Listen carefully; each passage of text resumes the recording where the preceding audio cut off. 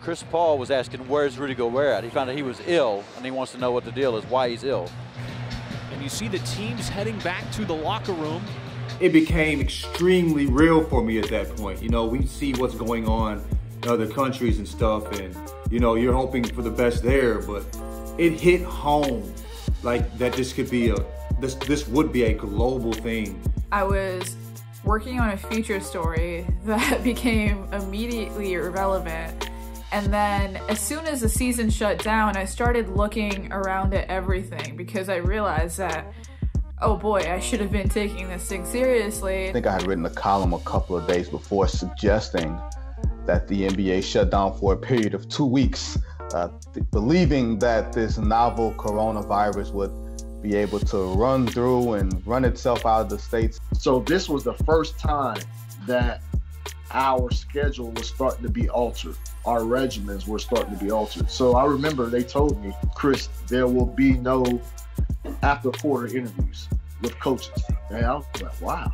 I knew a bubble talk was being relayed between the players and player association. I knew the league was desperate to restart the season for obvious financial purposes. I wasn't very confident in a bubble being formed where nobody would get infected, nobody would come in, people would be tested every day. There was still a shortage of tests back then. So to be able to say, hey, we're going to have all these tests every single day, we're going to form this impenetrable bubble where nobody's going to come in or out, I didn't see that being wholly realistic. It was really difficult to even tell how long the season would be suspended for. Like, was COVID something that we were going to deal with for 3 or 4 weeks? Was it going to be longer than that? And that's a lesson that we all kind of learned as it was going. We're still kind of in that position right now where, you know, it seems like there's a little bit of light at the end of the tunnel, but we've now dealt with this thing long enough to know that we can't really be optimistic until we're completely out of the woods. The success of it was shocking, and it also showed what social distancing can do and wearing masks and all that stuff. I thought there was no way we'd see basketball again. I thought if they started it up, I thought there would be no way it finished. And they proved me wrong, and thank God for that. We use the NBA as this sort of moral beacon. We've applied this to them. Maybe they've applied it to themselves, but they are a business, and they are in this to make money, and they do have responsibilities to Turner, to ESPN, to its television partners. So and to its players.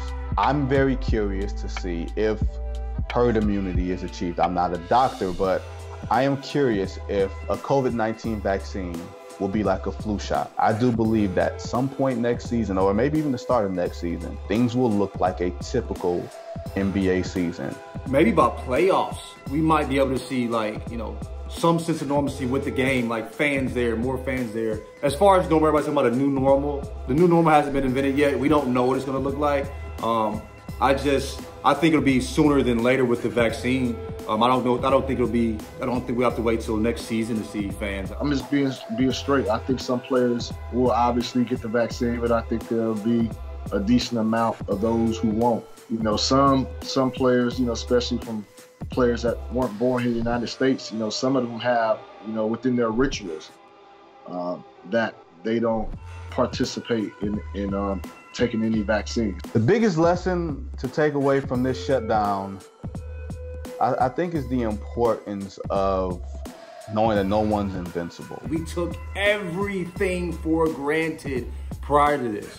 You know, even leaving the house and just going to Trader Joe's without a mask. I hope that a year from now things are back to normal. You know, I think we're seeing the vaccine rollout, you know, attempts to solve the issue of the variants. I think the biggest lesson that you can take away from the shutdown, I think obviously it's going to be different for everybody, but for me it's just been, you know, that there are no guarantees. And to never take any moment, especially a moment that you get to share with another person, for granted.